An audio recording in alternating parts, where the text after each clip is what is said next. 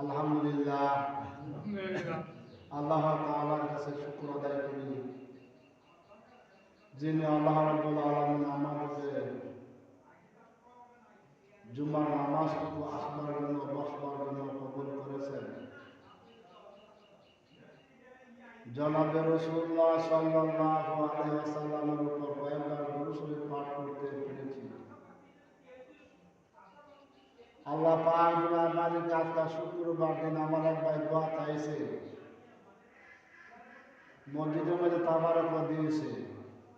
আল্লাহ পাক আমার ভাইয়ের গুনাহ সব পূর্ণ করে দেন, আমিন। আল্লাহ রাব্বুল আলামিনের কাছে আমরা শুকর আদায় করি যিনি আল্লাহ রাব্বুল আলামিন আমাদেরকে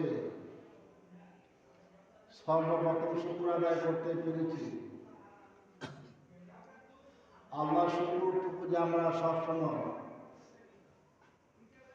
আদায় করতে পারি, কারণ বাইরে আমরা কিন্তু আল্লাহ পাক যদি আমাদেরকে দয়া না করে, মায়া না করে, আল্লাহ পাক আমাদেরকে দয়া করে বিধিয়ে আজকে আমরা দুনিয়াতে আছি, ঠিক কিনা? ঠিক। আল্লাহ পাক আমাকে আপনাকে হায়াত দিয়েছেন, আজকে আমরা মসজিদে আসতে পেরেছি। যদি আমাকে আপনাকে হায়াত না দিত আমরা মসজিদে আসতে পারতাম না। আমাকে আপনাকে একটা মসজিদে সুস্থ হিসাবে রাখছেন, আমাকে আপনাকে অসুস্থ মধ্যে ভালো রাখতে পারতেন, ঠিক কিনা বলেন? আল্লাহর কাছে শুকর আদায় করার দরকার আছে। কারণ আমার মতন আপনার মতন অনেক মানুষ বিছনায় পড়া, আমার মতন আপনার মতন অনেক মানুষ আছে হাসপাতালে আছে।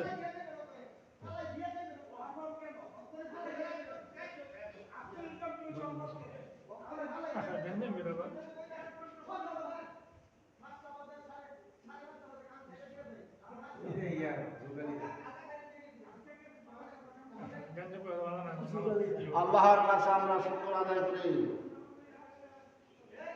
আল্লাহ পাক যেন আমাদেরকে আমরা যে শুকর আদায় করি এই জন্য